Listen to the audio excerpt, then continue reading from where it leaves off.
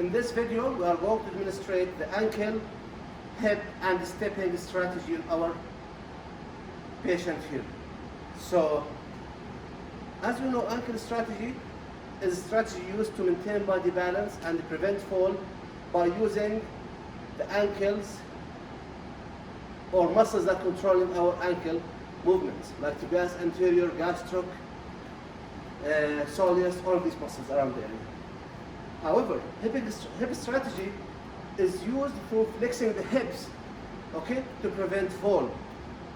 And stepping strategy, the patient would step side or backward to prevent the fall.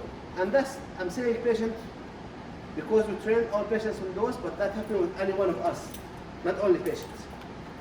To start or to demonstrate this for you, can have the gait belt for safety. Gait belt.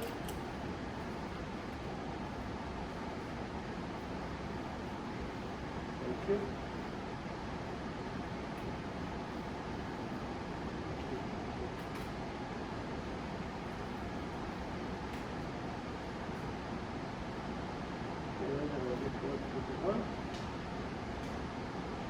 The patient. A little bit more loose. Yes, that's great. I need first to scan the environment to make sure there is no hazardous object around the patient in case he needs to step forward, side, or backward. Then I'm going to demonstrate for you the ankle strategy. So if the patient or the human get any small perturbation, okay, or slow acceleration for their center of mass, what's going to happen? They're going to try to control that acceleration through the ankle strategy. So look here. He uses ankles. Look here. Ankles. Again, look at his feet. He uses ankles to maintain body balance. That is ankle strategy. If I give him more perturbation or stronger one, he's gonna use his hips. So to maintain body balance, okay? Usually they try the ankle doesn't work, they go toward the hips immediately. So the hip strategy is beyond the ankle strategy. If your body gets mild to moderate perturbation, it will try to stop falling or prevent fall using hip strategy. Now the last one, stepping strategy, if the patient gets more or strong perturbation, so what's going to happen? We're going to take one step backward. Again, I'm going to push him forward now. They step forward, otherwise they might fall down. So my other hand here on the gait belt for safety. Now to train my patients on the ankle strategy, let's say that patient standing here, if I give him minimal perturbation, he'll lose his balance. That means I need to train him on the ankle. And in the real patient, when they lose balance with the minimal perturbation, you will not see ankle strategy at all used. So they lose balance backward like this, okay? To train the patient on the ankle strategy, we use half foam roll. There's big one that's wide, there's small one. Anyone can do the work. You put the curved surface down the floor and the flat surface is gonna be up. There you go. Patient, I'm gonna get hold of the gait belt. Patient's gonna step up, go up, 1, 2, 3.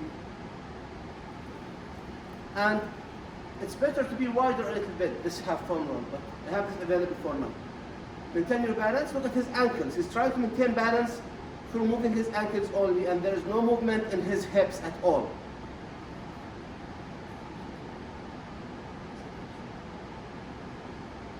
Okay, great job. Step down. That is for ankle strategy. So the patient tried to maintain balance by using his ankles. Now, if I move forward and do the hip strategy, I might use something that gives him more perturbation, such as the balance board. Here's the balance board, you can see it. I'm going to have my patient step on, please. Try to put your foot here, near the X, please. Maintain your balance. See what's going to happen now. I'm going to start with hip strategy and end with stepping strategy. However, stepping strategy is not safe so much here, but I'm trying to show it to you. So look here. He's using his hips to maintain his body, hip movement, to maintain body balance, okay? If I give him a stronger one, what's gonna happen, you think? He might need to step down to maintain his body balance, okay? Now, to train for stepping strategy in a better way, I do this. I stand next to the patient, one hand on the gait belt, other hand on the shoulder, lean to the right side, lean my hand, more, I let go. Okay? Here's stepping strategy. Put your weight in my hand, lean forward, come back. Or you can use the nudges for stepping strategy. As you know, there's two types of nudge.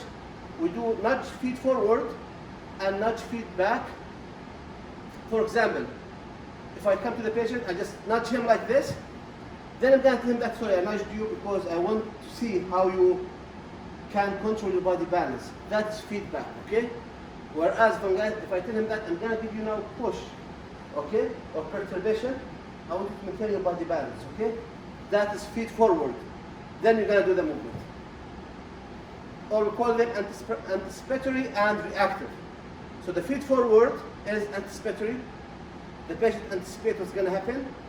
And the feedback is reactive. The patient just does the movement on their own, then they'll know what's going on. So this explains ankle, hip, and stepping strategies to recover from fall or prevent fall.